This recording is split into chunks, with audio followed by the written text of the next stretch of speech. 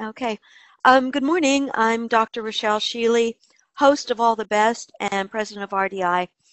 It is my privilege this morning to be visiting with Dr. Stephen Shore, lecturer and author. Stephen, I've known you for years, and I've always said if somebody's going to be a friend of mine, I have to know that they're great on a road trip. And you and I have been on a road trip to Canada from Vermont to Canada, and it was great fun. And you've also attended one of our annual conferences where you introduced your book and you talked about it. And you also talked about some of the things that you're passionate about. So this morning, I would really like for the people and the larger audience to get a chance to meet you and to hear all of the wonderful things that you're doing and that you've been doing. I'd like to start this morning with um, um, what you've been up to. And the reason I want to talk about what you've been up to is that you've been up to so much. Every time I go on the internet, you're in another place in the world. So tell us about what you've been up to, where you've been, and probably it's easier to say at this point where you've not been because you've been so many places. Well, we're getting there. If I'm to talk about the United States, there's only 4 states left in our country that I have not been to: Montana, Idaho, Wyoming, and Mississippi. And as for countries in the world, the count is now up to 32. And 32. Yes. So there's about 166 left. I am looking forward to going to Russia for Autism Awareness Day, and hopefully that will come to pass. I know there's some unrest going on out there, so got to keep a close eye on that. And what I find particularly interesting as I travel around the world is that people on the autism spectrum are the same everywhere, and so are educators, parents, and others who support those on the autism spectrum. And also, wherever I travel, I find there's always something to learn. Even in places that seem to be desolate and void of resources, there's always a collection of, usually it's parents who band together to create, no, that wasn't an earthquake, to create usually what they call a center. And they put together using nails, glue, and cardboard and plastic and whatever. They put together quite a respectable center for their children with autism. So there's always something to learn when traveling to see what other people are doing to support those on the autism spectrum. Stephen, you bring so much to the table. You're assistant professor of special education at Adelphi University. You've written Beyond the Wall, Personal Experiences with Autism and Asperger's Syndrome. I can recommend this book to anybody who's listening right now. It's just a fabulous introduction and understanding and practical book about autism and Asperger's syndrome. You're an author and contributor to Ask and Tell, Self Advocacy and Disclosure for People on the Autism Spectrum. Co-author Understanding Autism for Dummies. Co-featured Living Along the Autism Spectrum, What It Means to Have Autism or Asperger's Syndrome. And when I mention these things, I would say that that's just a drop in the bucket for what you've been doing. What I'd like to start this morning with is I'd like for you to tell us about the first book you've written, why you wrote it, and a little bit about that book. Oh, sure. Beyond the Wall, Personal Experiences with Autism and Asperger's Syndrome. My goal behind this book is to use the autobiographical structure or format in which to discuss the challenges that we face in educating individuals on the autism spectrum. What can we do to provide accommodations? Also a particular area of interest of mine is music. So I talk about how I teach those on the autism spectrum how to play musical instruments. Other areas include sensory issues, which is a big part of autism. And then as I move along the book to my transition years into adulthood, I talk about the challenges of navigating a successful transition to adulthood in the areas of employment, self-advocacy, continuing education, relationships, living, basically all the stuff that most people take for granted living as an adult. In terms of your own journey, Dr. Shore, in terms of this own journey you've had, how did that unfold for you?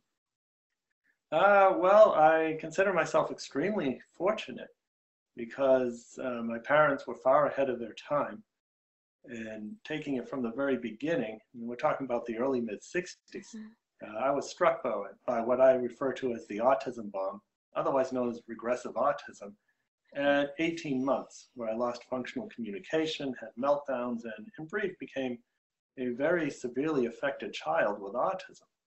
And it took my parents a whole year to find a place for diagnosis. Fortunately, like we see so many parents today, they advocated on my behalf by refuting the professionals' recommendations for institutionalization. And they convinced those professionals to accept me to their program, but it wouldn't be for about a year. And it was during that year that my parents implemented, and again, we can only put it in today's terms, implemented an intensive home-based early intervention program emphasizing music, movement, sensory integration, narration, and imitation. So if we're putting it in today's terms, it would look more like one of the developmental approaches we have today, such as RDI or floor time or the Miller method. And really what it was parents doing what they could to try to connect to their child. And what they did is, at first they tried to get me to imitate them, and that didn't work. So then they flipped it around and began imitating me. And once they did that, I became aware of them in my environment, and then they were able to pull me along. And I think that this describes one of the key points of educating those on the autism spectrum, and that is you have to build a trusting relationship first. Then after you build that trusting relationship, you can move on to teach whatever needs to be taught. Dr. Shore, one of the things that you and I have in common is love of music, and I suspect that at one point you considered a career in music. Yeah, that's correct. And as a matter of fact, I've always been interested in music. My parents always had classical music, sometimes folk, but usually classical music playing in the house. At age 6, my parents started me on piano. And I think the best thing I learned from those piano lessons was how not to teach a person with autism how to play the piano. And music became more important to me in middle school when I discovered the band. And now I had a structured activity in which to mediate my interactions with other students. Music became so interesting to me that I would spend hours in the instrument closet figuring out all the other instruments. And by the time I got to high school, now I'd heard that one of the requirements for a degree in music education was that you had to learn all the musical instruments. And so I was all set for that. And I got my bachelor's, master's, and all of the doctoral coursework in music education before I defected over to the School of Ed and got a doctorate in special education. Tell me how to not teach piano to a person on the spectrum. What you don't do is you spend a lot of time talking about what you're going to teach, is essentially what it amounts to. And spending a lot of time sitting on that piano bench, pointing out where the middle C is and demonstrating how to play the middle C. Children on the autism spectrum won't sit through that. And I think many other children as well won't sit through that either. So when I teach music to individuals on the autism spectrum, I make it very experiential. And we get involved in a lot of projects, doing things, all focused on the elements of music, so that by the time we get to, for example, piano book number 1, all that stuff is familiar to the student. And really the only thing new is the fact that it's coming from a book. That sounds like good music education for everybody. I know there are a lot of children out there saying, why can't he be my teacher? Are you selective about the students you work with? Well, at this point, I only teach children on the autism spectrum because of all of the, addition to all the therapeutic benefits that people get from engaging in music. That's what music therapists are looking for. You're also developing a real life skill in which to develop interactions with others as a musician. Music also is just plain on, and we all know about the general benefits of music. And finally, I haven't figured out how to teach typical kids yet, so I just stick with the ones on the autism spectrum that make a lot more sense. Tell me about the decision to move from a doctorate in music to special education. Yeah, sure. Well, I had finished the coursework and my doctorate in music. I had done well, somewhere between an A or an A minus average overall. And in taking the comprehensive exams before I could start my dissertation, I found that there was a particular area that was presenting a barrier, and it was the analysis of music from the Romantic era. So that made me wonder, is there something about my childhood diagnosis of autism that is haunting me at this very point? So like any good doobie, I went and got a neuropsychological exam to bring to the disabilities office at school. And I found indeed this autism thing was continuing to haunt me, you might say. And they even recommended some accommodations, some easy to implement accommodations. And what the challenge was is analyzing or dealing with relatively less structured music. And those of us who are musicians may realize that music of the Baroque and classical eras, such as Bach and Mozart, are more predictable than, say, music of the Romantic era. And because at that point, composers are shifting things around a little bit and doing things a little bit differently. And that doesn't reflect on my love for Romantic music. That's some of my most favorite music. I listen to it very often. But when it came to analysis, when it came to harmonic and thematic analysis, I almost seemed to be lost in a murky fog as to where certain boundaries were. And unfortunately, the school wasn't able to provide accommodations that were useful to me. And it was at that point that the study of autism was becoming very interesting. And instead of perhaps battling with the music department, possibly invoking the Americans with Disabilities Act regarding proper accommodations, why not just move over and study something that I'm getting really interested in and that I could probably self-accommodate on my own all the way through, which is what I did. And I know that, oh, sorry, go ahead, finish. Oh, okay.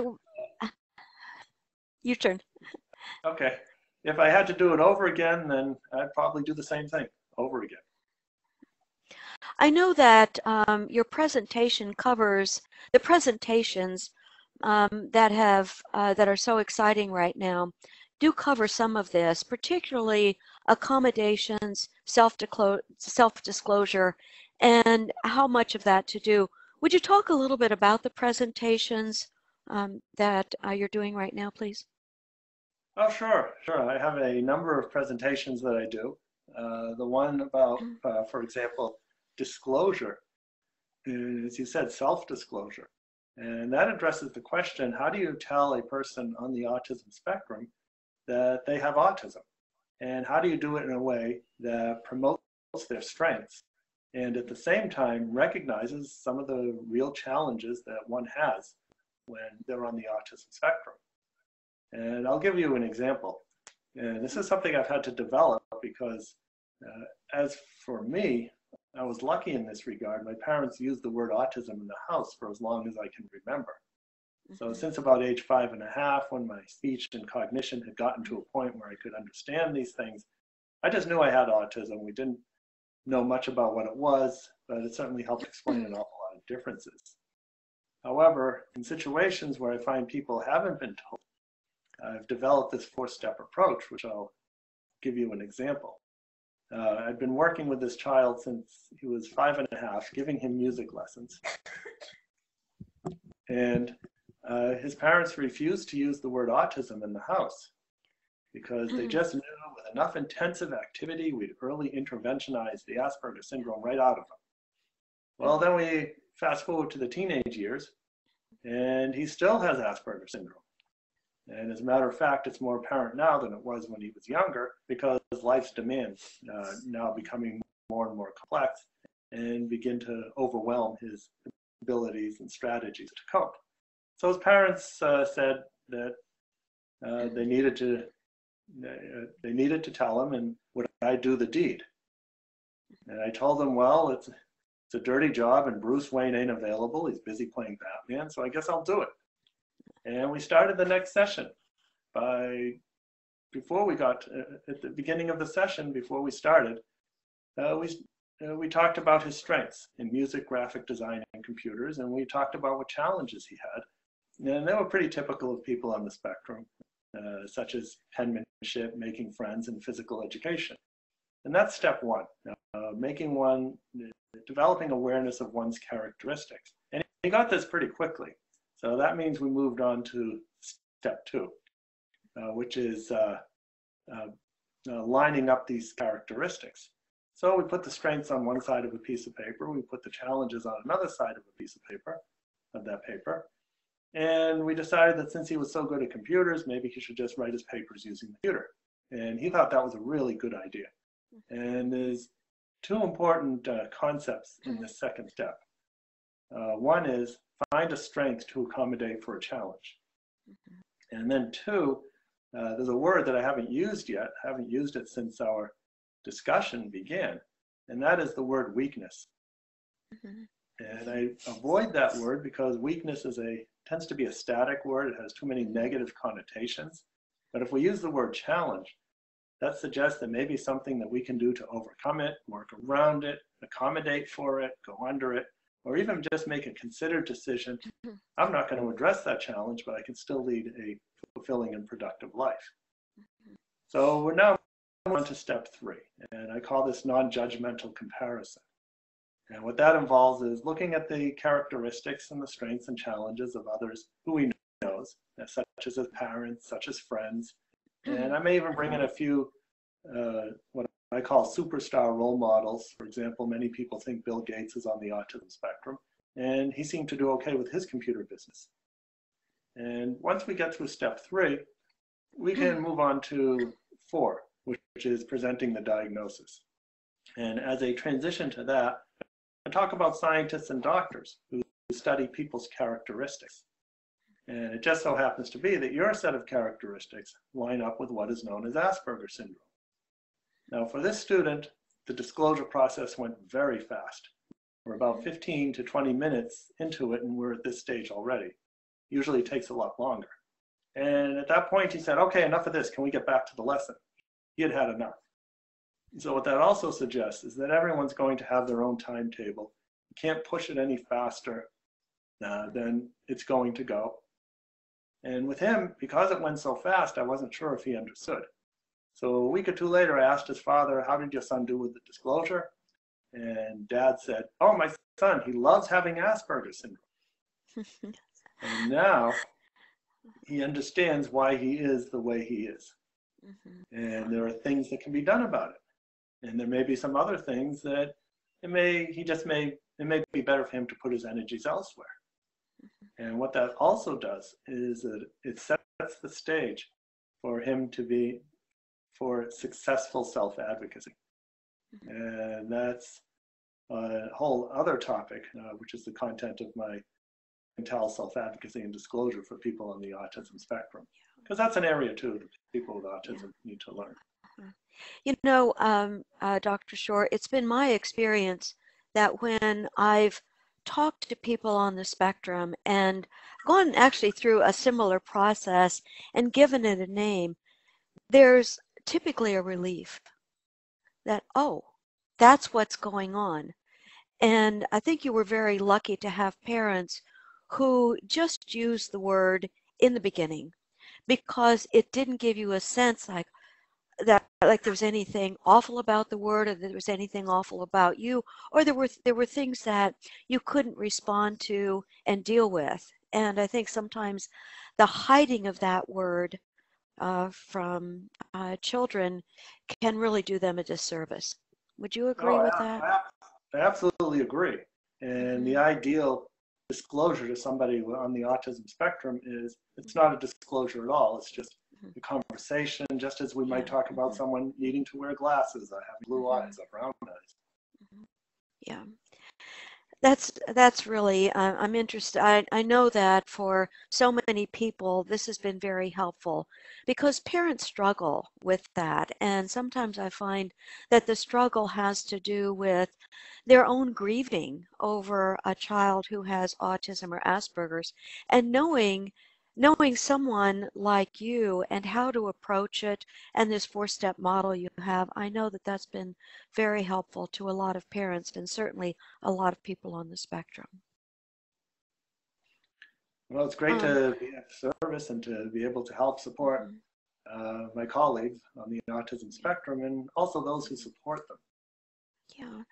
Um, I I wanted to, you've touched on this a little bit, but I wonder what are the pivotal moments in your life related to autism? Yeah, well, I see it more as a continuous progression, but some areas that I think uh, are particularly meaningful is one beginning with my parents, who, when they understood what I had, they accepted me for who I was, but at the same time recognized there were significant challenges that needed to be overcome. And I think that's a good way of looking at people on the autism spectrum. They are who they are. We are who we are. But at the same time, there are some significant challenges that go along with having autism. If there weren't, we wouldn't be here trying to figure it all out. So I think my parents' philosophy or stance at that point was very instrumental. Another thing that was helpful is that my parents were involved in my education. And they did that through my special interests. I did go to public school, like almost everybody else. However, my parents were aware of my special interests. So when I was interested in astronomy, they got a telescope. We studied the stars. Sometimes I get woken up at 1 or 2 in the morning because there was something up in the sky to look at through the telescope. So there was real involvement. And the same with chemistry, when I was interested in chemistry, or when taking apart objects and putting them back together again. They were always very supportive. There's a few teachers that come to mind. In middle school, as I became fascinated with instruments, there was a music educator who took an interest to me, and we'd spend lunchtimes together talking about music, or he'd give me a lesson on whatever instrument I happened to be interested in playing at that particular time. And so getting notice from teachers as well, teachers who understood what I needed and what I was interested in. I also have to point to Dr. Arnold Miller, where I gave a presentation, and this is the genesis of my book. I gave a presentation in one of his workshops on the Miller method. And after I'd given that presentation, he said, well, you know, you have a story to tell, and you should write a book. Mm-hmm. And I told him, don't be ridiculous. It's very difficult to get published, and I don't think it's possible. But he kept haranguing me about it. Mm-hmm. And all right, I'll write a couple of chapters. I did. And you can almost consider him as being the first editor. So after a number of chapters had been written, he said, you know, this is good.